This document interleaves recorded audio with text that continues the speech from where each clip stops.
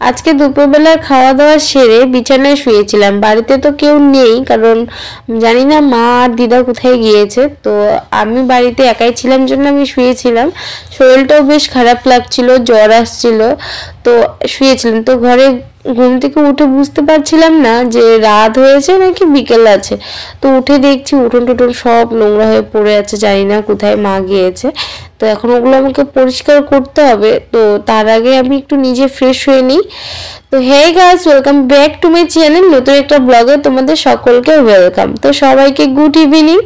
তো এখন আমি ভিডিওটা স্টার্ট করলাম। তো আজকে কোনো আমি ভিডিওই করিনি, যেহেতু ভালো লাগছিল না। আমি আমার কাজগুলো সেরে নিয়ে একটু রোদ্রে বসেছিলাম। রোদ্রে বসে এত আরাম লাগছিল, খুব ঘুম পেয়ে যাচ্ছিল, তার জন্যই শুয়েছি।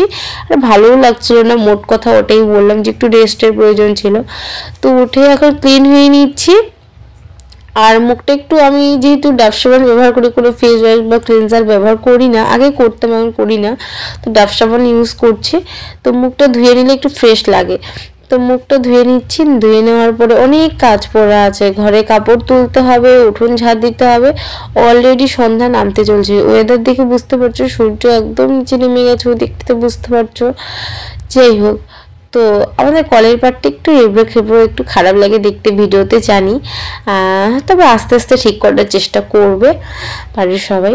তো আমি ফ্রেশ হয়ে সিঁদুর পরে চুল বেঁধে, তো ঠান্ডা লাগছিল আবার, তো চাদরটা নিয়ে নিলাম। জ্বর আসছে, তো জ্বর আসার কারণে প্রচণ্ড ঠান্ডা লাগছে। তো এইভাবেই আমি একটু উঠোনটা ঝাড় দিয়ে নিই, কারণ খুবই খারাপ লাগছে। আর আমি সাধারণত বাড়িতে থাকলে রোজ 12টা থেকে দুপুর 2টোর মধ্যে উঠোন টুঠোন বাড়িঘর সবকিছু পরিষ্কার করে রাখি। দেরি হলে না খুব খারাপ লাগে, নোংরাও লাগে, বিচ্ছিরি একটা লোকজন আসলে পরে খারাপই বলবে, তাই না? তো আমি উঠোনটা পরিষ্কার করে নিই। পাতা ভালোই পড়েছে, একটু হাওয়া হয়েছে।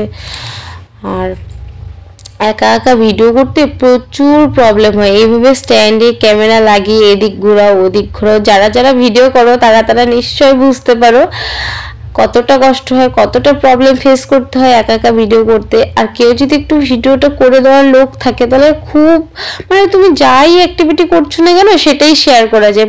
বাট আমাদের ক্ষেত্রে তো সেটা হয় না। আমি কি করছি না করছি বা কোনো কিছু একটা চাইলেও শেয়ার করতে পারি না। কে একটু ক্যামেরা ধরে দেবে, কাকেই বা বলবো, সবাই তো সবার মতো ব্যস্ত।